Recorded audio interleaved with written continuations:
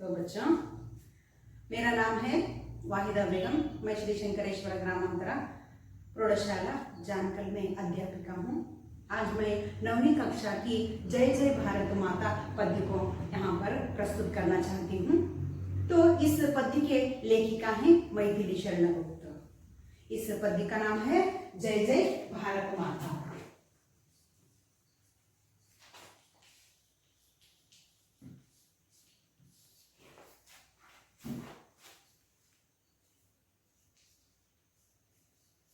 कविता का नाम क्या है?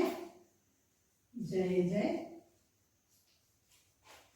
भारत माता। तो कवि का नाम क्या है? मैथिली शरणगुप्त।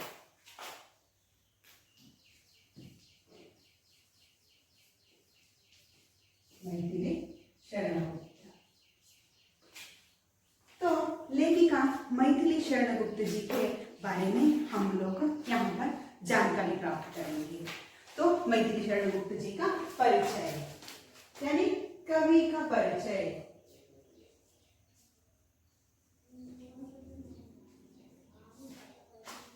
कवि का परिचय, यहाँ पर कवि मैथिली शरणगुप्त जी का परिचय। तो मैथिली शरणगुप्त जी, उनका जन्म 1886 में उत्तर प्रदेश के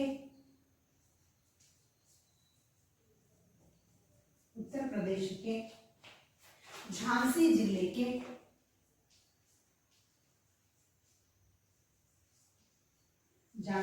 के चिरगांव में, देखिए यहाँ पर झांसी जिले के चिरगांव में मैथिली शरणगुप्त जी का जन्म हुआ।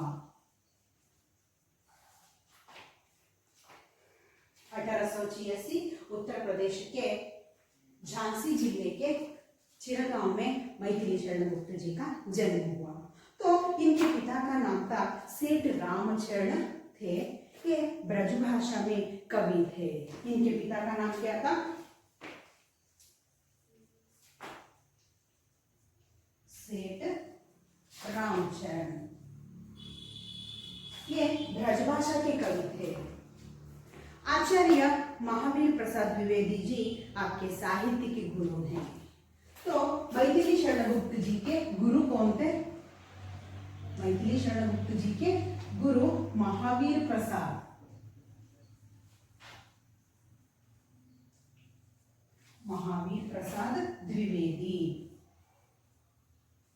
द्विवेदी थे। इनके साहित्यिक गुरु यानी महावीर प्रसाद द्विवेदी थे।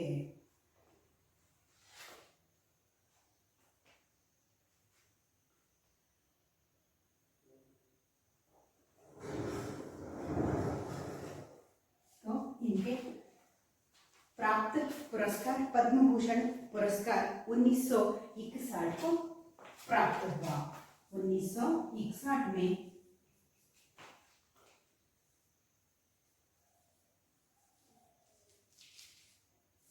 पद्म भूषण उपाधि प्राप्त हुआ। साकेत महाकाव्य पर आपके गंगा प्रसाद पारितोषिक मिला। तो साकेत यह एक महाकाव्य है, इसके लिए गंगा प्रसाद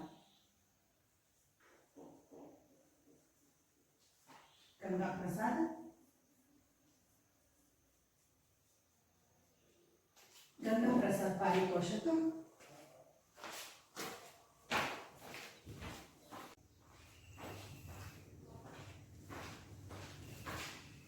देखिए बच्चों, पुरस्कार 1961 में पद्म भूषण उपाधि और गंगा प्रसाद पारितोषिक पुरस्कार भी इनको प्राप्त हुए।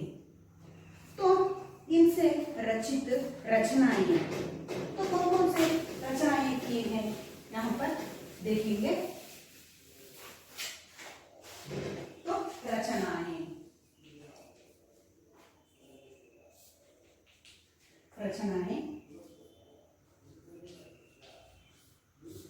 पंचवटी,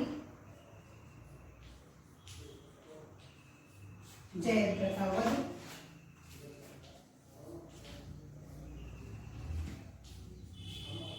रंग में भंग,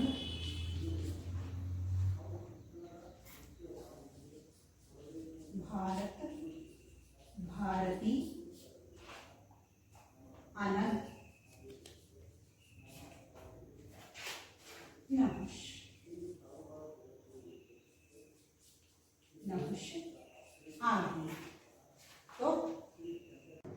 तो बच्चों, हम लोग यहाँ पर मैथिली शरण गुप्त जी का परिचय ले लिए, जानकारी प्राप्त किए हैं। तो इस पद्य का आशय क्या है? इस पद्य में भारत माता के गुणगान किए हैं कवि मैथिली शरण गुप्त जी, और कवि प्रार्थना कर रहे हैं कि इस देश के पावन आंगन में अंधेरा हटे और ज्ञान मिले। अंधेरा हटे यानी अंधकार को दूर करके ज्ञान जैसा प्रकाश को यहाँ पर फैलाया जाए। सब लोग मिलजुल कर भारत माता के यश की गाथा गाएं। यहाँ पर सभी भारतवासी भारत माता के यश की गाथा, यहाँ पर विविधता में एकता है ना, यहाँ पर उसके बारे में यानी भारत माता के गुणगान को हम यहाँ पर गाना चाहिए। यह इस पद्य का आशय है। तो इस पद्य को एक बार हम लोग यहाँ पर पढ़ लेंगे। तो बच्चों, पृष्ठ संख्या है 5। तो जैसे जैसे मैं पढ़ती जाती हूँ, आप लोग अपने पाठ्य पुस्तक में इसको देख लीजिएगा।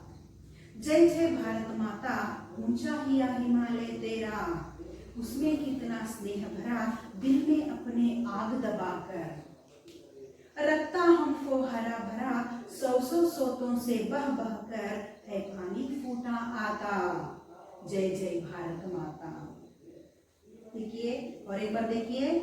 जय जय भारत माता, ऊंचा हिया हिमालय तेरा, उसमें कितना स्नेह भरा, दिल में अपने आग दबाकर, रखता हमको हरा भरा, सौ सौ सोतों से बह बह कर, है पानी फूटा आता। जय जय भारत माता। तो दूसरा पैराग्राफ को देख लीजिए।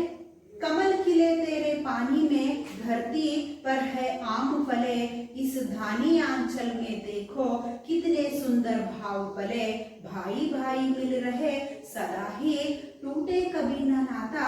जय जय भारत माता। और एक बार देख लीजिए दूसरा पैराग्राफ। कमल खिले तेरे पानी में, धरती पर है आम फले, इस धानी आंचल में देखो, कितने सुंदर भाव फले, भाई भाई मिल रहे सदा ही, टूटे कभी न नाता। जय जय भारत माता। तो लास्ट पैराग्राफ, थर्ड वन। तेरी लाल दिशा में ही माँ, चंद्र सूर्य चिरकाल रहे, तेरे पावन आंगन में अंधकार हटे और ज्ञान मिले, मिलजुल कर ही हम सब गाए, तेरे यश की गाथा। जय जय भारत माता। और एक बार दोहराऊंगी थर्ड पैराग्राफ को, देख लीजिएगा। तेरी लाल दिशा में ही माँ, चंद्र सूर्य चिरकाल रहे, तेरे पावन आंगन में अंधकार हटे और ज्ञान मिले, मिलजुल कर ही हम सब गाए, तेरे यश की गाथा। जय जय भारत माता। बच्चों, जिस तरह मैंने पढ़ा उस तरह आप लोगों ने सुन लिया। तो इस पद्य में आने वाले कुछ नए शब्द यानी कठिन शब्दों को यहाँ पर, उसके अर्थों को यहाँ पर हम लोग जान लेंगे। तो हिया यहाँ पर यानी नए शब्द, नए शब्द। हिया पहला कौन सा है? हिया। इसका मतलब क्या है? हृदय, हृदय। दूसरा क्या है? छाती, वक्षस्थल यानी सीना।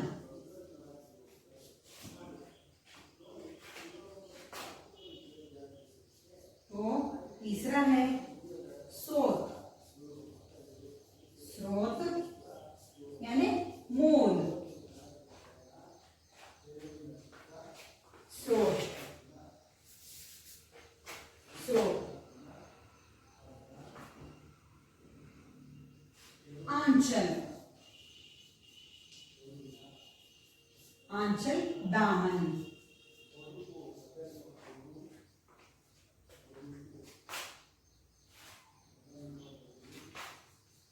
नाता, इसका मतलब क्या है? संबंध, संबंध।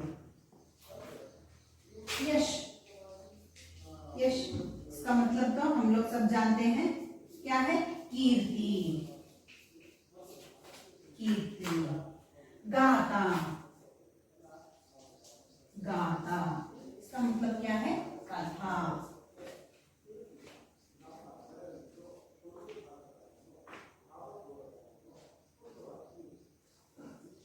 और मनोनीत, मनोनीत इसका मतलब क्या है, चुना हुआ, चुना हुआ। तो देखिए यहाँ पर नए शब्द यानी कठिन शब्द। हिया इसका मतलब क्या है, हृदय, छाती, वक्षस्थल यानी सीना, स्रोत यानी स्रोत, मूल, आंचल, दामन, नाता, संबंध, यश, कीर्ति, धाता यानी कथा, मनोनीता, चुना हुआ। तो ये थे कठिन शब्दार्थ यानी नए शब्द। तो इस पद्य के यानी सारांश को यहाँ पर हम लोग जान लेंगे। जय जय भारत माता, ऊंचा हिया हिमालय तेरा, उसमें कितना स्नेह भरा, दिल में अपने आग दबाकर रखता हमको हरा भरा, सौ सौ स्रोतों से बह बह कर है पानी फूटा आता, जय जय भारत माता। यानी भारत माता को कवि यहाँ पर इस तरह वर्णन कर रहे हैं, वर्णित कर रहे हैं। यानी भारत ऊंचा हिया, यानी हिया का मतलब क्या है, हृदय, यानी बहुत ऊंचा वाला हृदय को यहाँ पर भारत माता यानी किसको यहाँ पर वर्णित कर रहे हैं, ऊंचा हृदय किसको कह रहे हैं, हिमालय पर्वत को। हिमालय यानी शत्रुओं से हम लोगों को क्या कर रहा है, हिमालय बचा रहा है। उसमें कितना स्नेह भरा, यानी हिमालय रूपी स्नेह भरा, यानी हिमालय बहुत यानी अगाध रूप का है, उसी तरह यहाँ पर स्नेह को भरा हुआ है। दिल में अपने आग दबाकर, हिमालय पर्वत यानी दुश्मन हिमालय पर्वत को लांग कर हमारे देश को आकर क्या कर रहे हैं, यहाँ पर जो यहाँ के लोगों को क्या कर रहे हैं, आपस में ही झगड़ा यानी उस झगड़ा कराने को उत्सुक हो रहे हैं। इसको यानी ये हिमालय पर्वत रोक रहा है हमको हरा भरा, यानी हिमालय जब यानी हिमालय क्या कर रहा है, हिमालय में जो हिम रहता है वो खड़ी धूप में पिघलकर क्या होता है, पानी के रूप में आ रहा है। सौ सौ स्रोतों से बह बहा कर है पानी फूटा आता। इस पानी को यानी इस्तेमाल करके कुछ किसान लोग अपने खेतों में खेती करते हैं, इससे हरा भरा होता है। और इस पानी को इस्तेमाल यानी हिमालय पर्वत से भी पानी क्या हो रहा है, पानी बह कहीं दूर से बह बह कर नदी के रूप में, सागर के रूप में आ रहा है। इसके लिए मैथिली शरण गुप्त जी यानी कवयित्री ही यहाँ पर भारत माता को जय जयकार कर रहे हैं। कमल खिले तेरे पानी में, धरती पर है आम फले। यानी भारत माता के आंगन में कमल, हमारा राष्ट्रीय फूल कौन सा है, कमल है। कमल खिले और धरती पर आम फले। यहाँ हमारे अनेक प्रकार के फलों को भी यहाँ पर भारत माता यानी भारत देश में यानी भारत भूमि में उगा रहे हैं। यानी हमारी राष्ट्रीय फल कौन सा है, आम है। इस धानी आंचल में देखो कितने सुंदर भाव फले, कितने भाव, यानी हमारे भारतवासी सभी एक हैं। अनेक जातियां, अनेक धर्म और अनेक वेशभूषा, अनेक आहार पद्धतियों को भी यहाँ पर देख सकते हैं। इस विविधता में एकता को क्या कर रहा है, सारे विश्व में विविधता में एकता के लिए प्रसिद्ध कौन सा देश है, हमारा भारत देश है। भाई भाई मिल रहे सदा ही, टूटे कभी न नाता। यहाँ के लोग सौहार्दता, सहकार, विश्वास और प्यार के लिए यहाँ के लोग भारतवासी प्रसिद्धि प्राप्त किए हैं। और उसी तरह सहकार से, प्रेम से, सौहार्दता से रह रहे हैं। टूटे कभी ना नाता, यानी भारतवासी सभी एक हैं, उनका नाता यानी उनका संबंध, उनका जोड़ कभी ना टूटे, इस तरह कह रहे हैं। इसके लिए भारत माता को वंदना कर रहे हैं। तो तीसरा पैराग्राफ, तेरी लाल दिशा में ही माँ चंद्र सूर्य चिरकाल रहे, यानी सूर्य यानी उगते समय पूर्व दिशा में क्या होता है, लाल लाल रंग से वह ऊपर उठता है पूर्व दिशा में। दिशा इसका मतलब क्या है, दिक्को। सूर्य चंद्र सूर्य चिरकाल रहे, यानी चंद्र और सूर्य यानी ये भरत भूमि यह चिरकाल यानी यह विश्व कब तक रहेगा, जब तक भी यह रहे, अमर रहे, इस तरह कह रहे हैं। तेरे पावन आंगन में अंधकार हटे, यानी इस पवित्र भूमि में, भरत भूमि में अंधकार यानी अज्ञान को हटाकर और ज्ञान मिले, यानी प्रकाश उस जैसा, प्रकाश जैसा क्या है, ज्ञान को यहाँ पर बिखराए, यानी अंधकार को हटाकर, अंधकार को हटाकर, अज्ञान को हटाकर यहाँ पर ज्ञान को फैलाए। मिलजुल कर ही हम सब गाए तेरे यश की गाथा, यानी भारत माता, हम भारतवासी सभी लोग मिलकर तुम्हारी यानी भारत माता की यश की गाथा को यानी कीर्ति की गाथा को यहाँ पर हम लोग सब गाएंगे। इस तरह कवि यहाँ पर क्या कर रहे हैं, भारत माता की यश की गाथा को यहाँ पर हम लोगों को यहाँ पर यानी भारत माता की विशेषता को यहाँ पर दिखाए हैं इस कविता के द्वारा। तो बच्चों यहाँ पर हम लोग इस पद्य के सारांश को तो जान चुके हैं। तो इस यानी इस भाषा कार्य यानी अभ्यास में आने वाले भाषा कार्य के बारे में हम थोड़ा यहाँ पर जानकारी लेंगे। पहले तो यहाँ पर खाली स्थान भरिए यानी रिक्त स्थान भरिए। जो पहला है देखिए यहाँ पर भारत का हिया डैश है, इसका उत्तर क्या है, यहाँ पर खाली स्थान में यानी रिक्त स्थान में क्या भरना चाहिए हम लोग, हिमालय, यानी भारत का हिया कौन सा है, हिमालय, यानी भारत का हिया इसका मतलब क्या है, हृदय, हृदय क्या कौन सा है, हिमालय है। तो इसका पहला उत्तर कौन सा हो गया रिक्त स्थान का, हिमालय, हिमालय। तो पहला कौन सा है रिक्त स्थान, हिमालय, भारत का हिया हिमालय है। तो दूसरा कौन सा है देखिए यहाँ पर, दिल में आग यानी दिल में डैश दबाकर रखता हमको डैश, दिल में आग यानी रिक्त स्थान में क्या भरना चाहिए, आग, आग दबाकर रखता हमको, और दूसरा यहाँ पर रिक्त स्थान है उसमें क्या करना चाहिए, क्या भरना चाहिए, हरा भरा। तो यहाँ पर लिखेंगे, यहाँ पर क्या है उत्तर, पहला रिक्त स्थान के लिए क्या है आग, और दूसरा रिक्त स्थान के लिए क्या है, हरा भरा, हरा भरा है। तो देखिए आग और हरा भरा।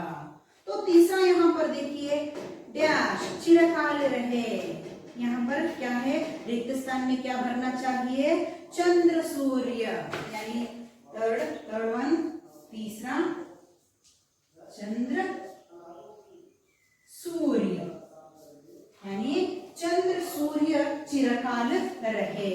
यहाँ पर देखिए पहला रिक्त स्थान के लिए हिमालय उत्तर है, दूसरे के लिए आग और हरा भरा, यहाँ पर ये दूसरा रिक्त स्थान के लिए उत्तर है, और तीसरे के लिए चंद्र और सूर्य, यह क्या है तीसरा रिक्त स्थान के लिए उत्तर है, यह रिक्त स्थान के उत्तर है। तो वैसे ही यहाँ पर दूसरा है, यहाँ पर देखिए नमूने के अनुसार तुकांत शब्द लिखिए। तुकांत शब्द इसका मतलब क्या है, प्रासपदा, कन्नड़ में जो प्रासपदಗಳು बोलते हैं ना वही, तो हिंदी में हम तुकांत शब्द कहते हैं। तो उसको यहाँ पर देखिए, यहाँ पर उदाहरण दिए हैं, तुकांत शब्द के लिए यहाँ पर उदाहरण दिए हैं। तुकांत शब्द के लिए देखिए पाठ्य पुस्तक में देखिए वहां पर कौन सा है उदाहरण, स्नेह भरा, स्नेह भरा है उसके लिए, स्नेह भरा उसके लिए तुकांत शब्द हरा भरा, हरा भरा है। देखिए यह है उदाहरण। उसी तरह हम दूसरे शब्दों के तुकांत शब्द को यहाँ पर लिखना है, देखकर लिखना है। आता, यहाँ पर देखिए पद्य में देखिए पहला पैराग्राफ में देखिए आता, उसी तरह का शब्द ढूंढिए वहां पर, कौन सा है? माता। आता, इसका तुकांत शब्द माता। तो और दूसरा कौन सा है वहां पर? फले। कौन सा है दूसरा? तीसरा फले। तो फले है, इसमें ढूंढिए वहां पर। देखिए दूसरे पैराग्राफ में कहाँ है? ढूंढिए, यहाँ पर है। देखिए दूसरी पंक्ति है ना, वहां पर आम फले है ना, वह फले इसके लिए सूक्त तुकांत शब्द होगा। और नाता, नाता इसके लिए ढूंढिए। देखिए वहां पर कहाँ है? नाता माता, इसका तुकांत शब्द माता। तो देखिए यहाँ पर स्नेह भरा, हरा भरा, आता माता, फले फले, नाता माता। और उसके बाद अभ्यास कार्य में देखिए बच्चों, अभ्यास कार्य में देखिए बच्चों वहां पर कौन सा है? कुछ उत्तरों को वहां पर दिए हैं, कुछ उत्तरों को वहां पर दिए हैं, जो कोष्टक में दिए हैं। देखिए कोष्टक में दिए हैं गिर गिर कर, मिट मिट कर, सुन सुन कर, देख देख कर। देखिए इन आवड़ में दिए हुए शब्दों को हम उपयोग करके कुछ रिक्त स्थानों को भरना चाहिए।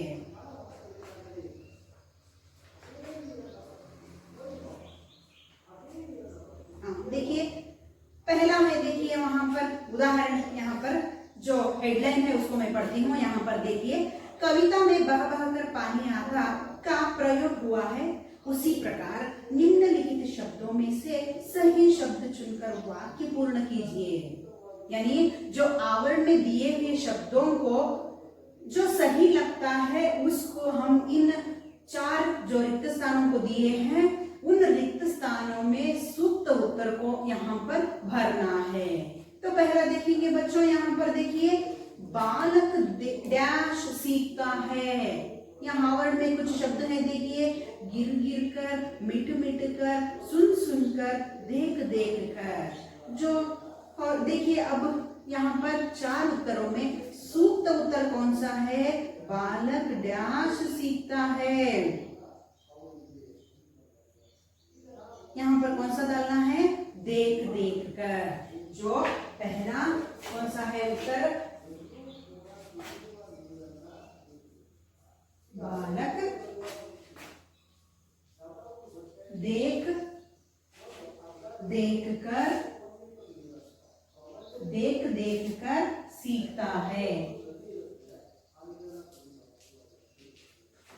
बच्चा क्या करता है? देख देख कर सीखता है। रिक्त स्थान कौन सा है? देख देख कर। तो दूसरा है भाषा डैश बोली जाती है। भाषा बोली जाती है। देखिए उत्तर वहां पर आवरण में है, कोष्टक में है, कौन सा है? भाषा सुन सुनकर, यानी सुन सुनकर। तो जन्मजात बच्चों को देखिए वह घर में रहकर ही यानी परिवारों के लोगों के बातों को सुनकर ही बच्चा क्या करता है? सुन सुनकर सीखता है। उसी तरह का भाषा को हम क्या करते हैं? सुन सुनकर बात करने का सीखते हैं। तो थर्ड वन देखिए, मेघ ढाश बरसते हैं। मेघ यहाँ पर क्या करते हैं? बरसते हैं। किस तरह बरसते हैं? उत्तर वहां वहीं पे है। देखिए बच्चों थर्ड वन, मेघ मेघ मिट मिट कर, मिट मिट कर बरसते हैं। मेघ यानी मिट मिट कर बरसते हैं। जो बादल से मेघ यानी बरसते हैं, मिट मिट कर यानी जो बादल पूरा बरसता है। चौथा, बच्चा डैश चलता है, बच्चा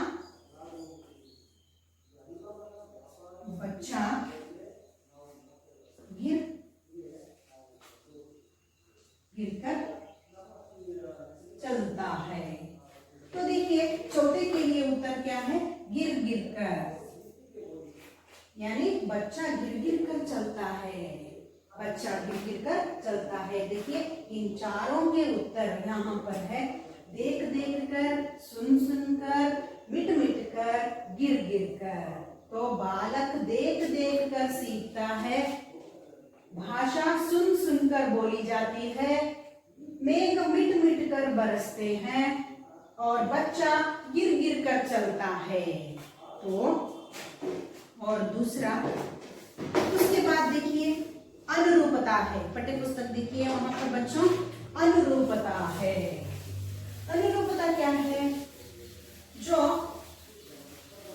पहले शब्द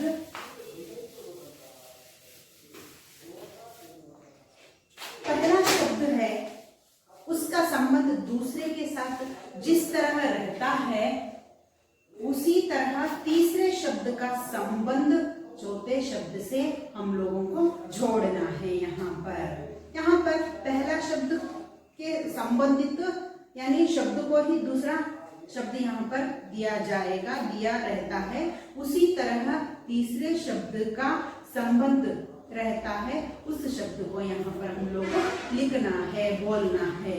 तो अनुरूपता,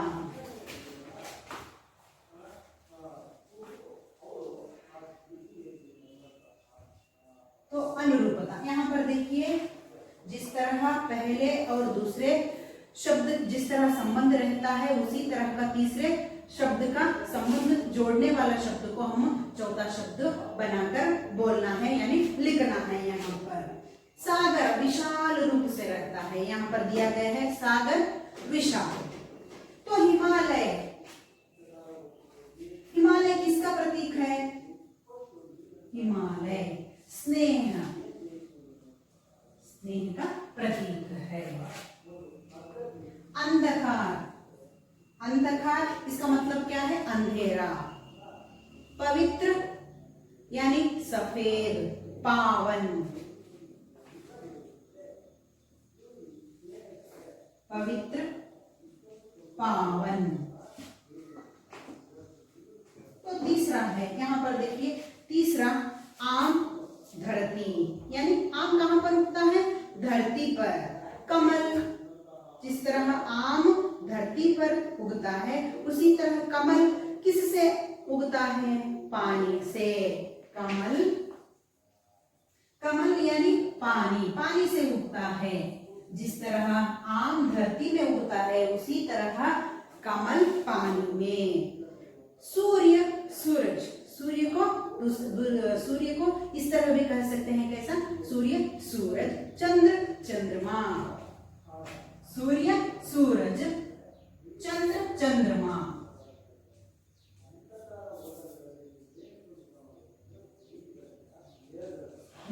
देखिए यहाँ पर हिमालय स्नेह का प्रतीक है, पवित्र इसका मतलब पावन है, कमल पानी, कमल कहाँ पर उगता है, पानी में। और चंद्र इसका दूसरा नाम क्या है, यानी दूसरे यानी समानार्थक शब्द, पर्यायवाची शब्द यानी चंद्रमा।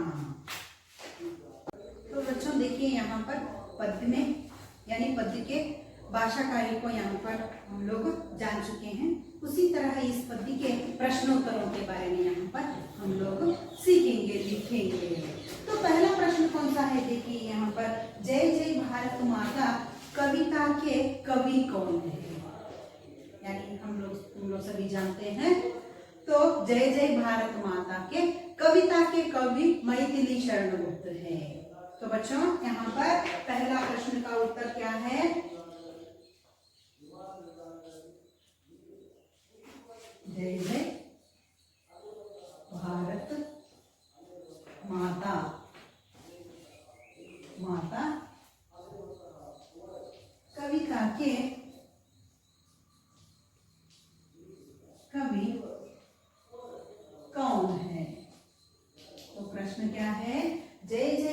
भारत माता कविता के कवि कौन है? जय जय भारत माता कविता कविगळु यारू? तो इसका उत्तर क्या है? यहाँ पर उत्तर है जय जय भारत माता कविता के कवि हैं कवि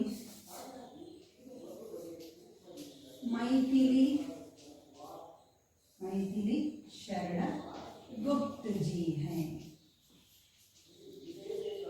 देखिए यहाँ पर जय जय भारत माता कविता के कवि मैथिली शरण गुप्त जी हैं। तो पहला हो गया और दूसरा यहाँ पर देखिए दूसरा प्रश्न क्या है बच्चों? वहां पर दूसरा प्रश्न है गुप्त जी को कौन सी उपाधि मिली? तो कवि परिचय में यानी लेखक के परिचय में तुम लोग सभी जान चुके हैं। मैथिली शरण गुप्त जी को कौन सा उपाधि मिला? पद्म भूषण। तो दूसरा प्रश्न के लिए उत्तर क्या है?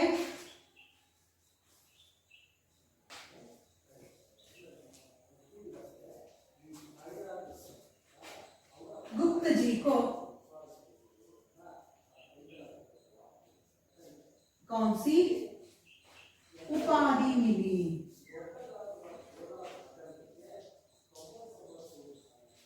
हाँ, गुप्त जी को कौन सी उपाधि मिली? तो गुप्त जी को उत्तर क्या है?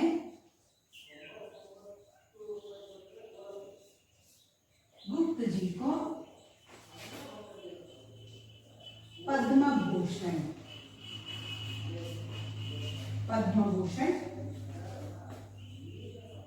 उपाधि मिली। जो गुप्त जी को पद्म भूषण उपाधि मिली, जो दूसरा प्रश्न के लिए यह उत्तर है। तो तीसरा प्रश्न क्या है?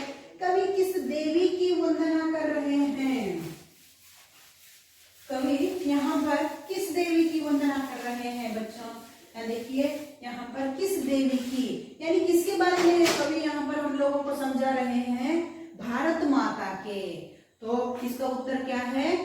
किस देवी की वंदना कर रहे हैं? भारत माता की वंदना कर रहे हैं। तो तीसरा प्रश्न के लिए उत्तर क्या है?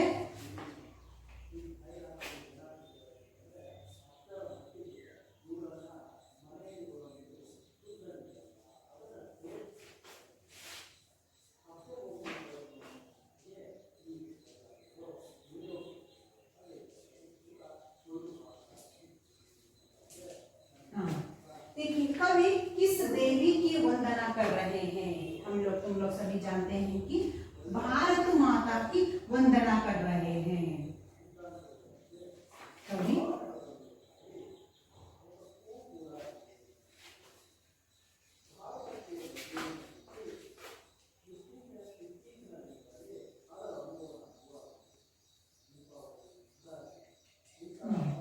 देखिए यहाँ पर भारत माता के तीसरा प्रश्न के लिए उत्तर है कवि किस देवी की वंदना कर रहे हैं? उत्तर है कवि भारत माता के को वंदना कर रहे हैं।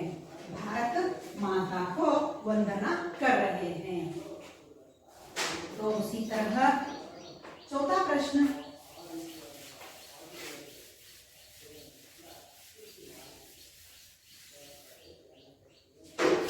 हिमालय रूपी हृदय में क्या भरा है?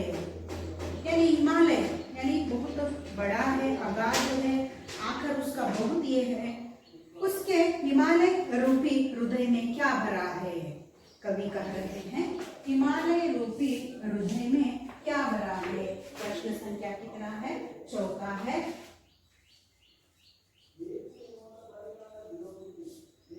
हिमालय रूपी हृदय में क्या भरा है? क्या भरा है? तो कवि यहाँ पर क्या भरा है? हिमालय रूपी हृदय में क्या भरा है? स्नेह भरा है। हिमालय रूपी, इसका उत्तर क्या है?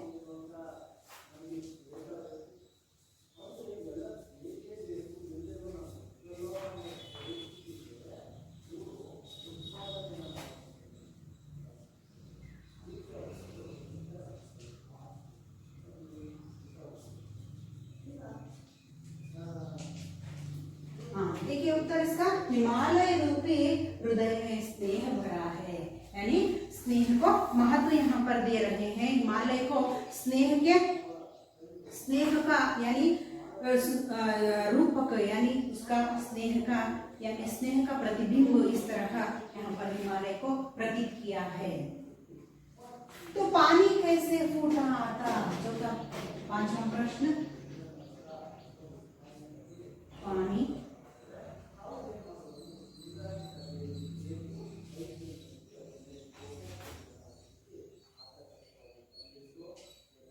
पानी कैसे फूटा आता, तो यहाँ पर देखिए, सौ स्रोतों से बहा बहा कर, इसका उत्तर क्या है, पानी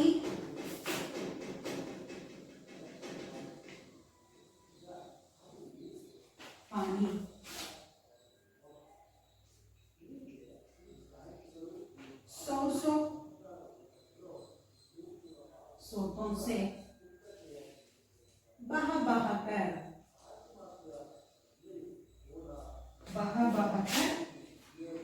फूटा आता है।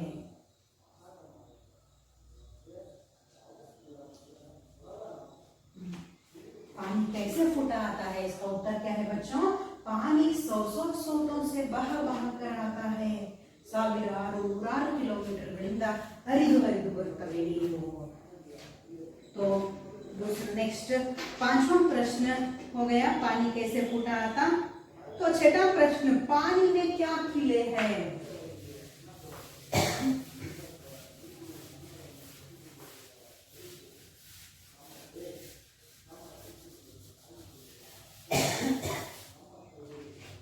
तो बच्चों देखिए यहाँ है छठा प्रश्न, पानी में क्या खिले हैं।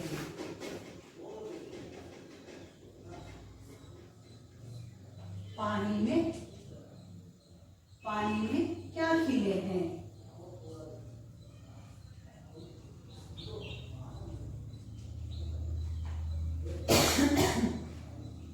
इसका उत्तर है, पानी में क्या खिले हैं, पानी में कमल खिले हैं।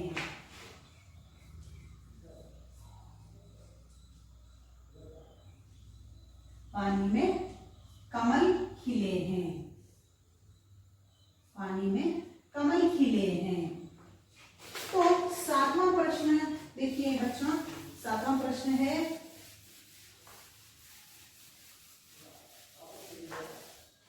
सातवां प्रश्न क्या है, सुंदर भाव कहाँ फले हैं। तो सातवां प्रश्न है, सुंदर भाव कहाँ फले हैं, यानी भारत माता की आंचल में, उत्तर धानी आंचल में। यहाँ पर देखिए दूसरे पुष्ट में है, देखिए दानी आंचल में देखो कितने सुंदर भाव फले, यानी भारत माता की आंचल में, उत्तर सुंदर भाव भारत माता के आंचल में, आंचल में फले हैं, आंचल में फले हैं, आंचल में फले हैं। सुंदर भाव कहाँ फले हैं, सुंदर भाव भारत माता के आंचल में फले हैं।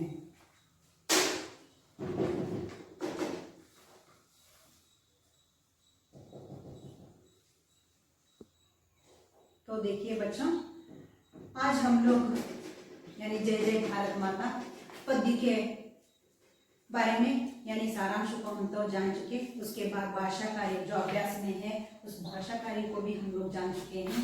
उसके बाद उस अभ्यास में आने वाले प्रश्नोत्तरों को भी हम लोग यहाँ पर जान चुके हैं और यहाँ पर उसके उत्तर को भी हम लोग लिख चुके हैं। उसके बारे में हम थोड़ा बहुत ज्ञान को अर्जित कर चुके हैं।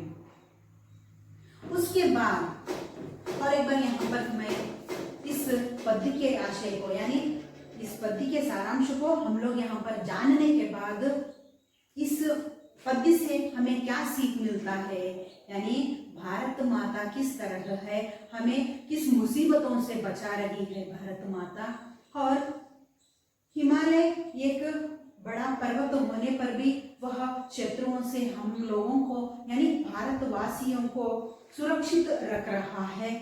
और इस कविता में मैथिली शरण गुप्त जी यानी भारत माता के गुणगान कर रहे हैं, यानी गुणगान करते हुए हम लोगों को समझा रहे हैं कि यानी अंधकार को हमारे जो हम में रहता है उस अंधकार को हटाकर यानी ज्ञान को हम लोगों क्या करना है, अपनाना है, दूसरों तक भी ज्ञान को पहुंचाना है। इस तरह इस कविता में हम लोगों को कुछ बातें कही हैं।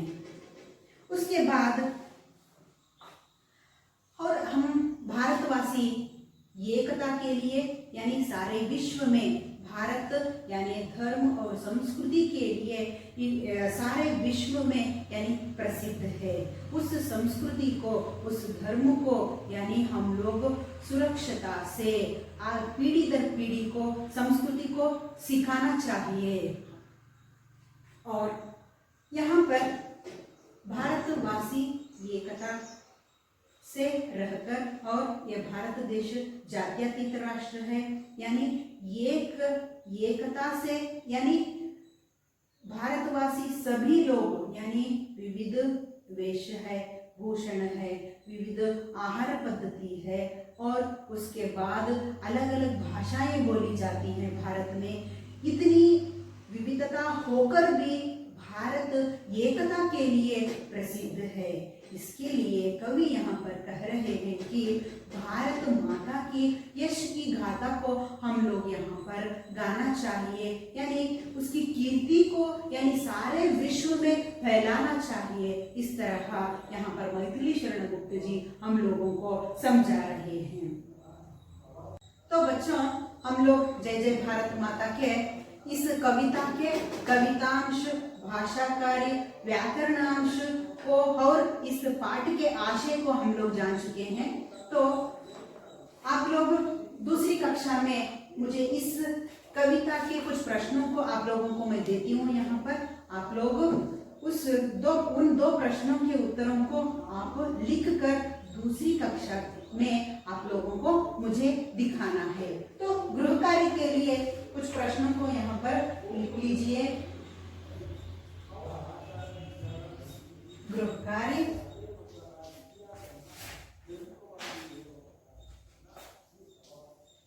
कवि ऊंचा या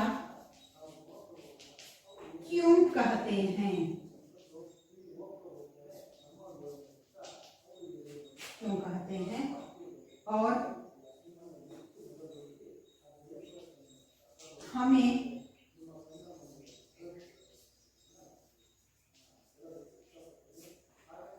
मिलजुल कर कौन सा गीत गाना चाहिए? तो आपके लिए गृह कार्य देखिए बच्चों, इन दो प्रश्नों के उत्तरों को आपको लिखकर दूसरी कक्षा में मुझे दिखाना है। तो पहला प्रश्न देखिए यहाँ पर, कवि ऊंचा हिया क्यों कहते हैं? पहला प्रश्न, कवि ऊंचा हिया क्यों कहते हैं? इसका उत्तर लिखना है आप लोगों को। हमें मिलजुल कर कौन सा गीत गाना चाहिए? देखिए बच्चों, दूसरा प्रश्न, हमें मिलजुल कर कौन सा गाना गाना चाहिए? इन दो प्रश्नों के उत्तरों को अपने अपने पाठ्य पुस्तक में लिख कर दूसरी कक्षा में, यानी जब मैं दूसरी कक्षा के लिए आऊंगी, जब आप लोगों को इन दो प्रश्नों के उत्तरों को लिख कर लाना है। धन्यवाद।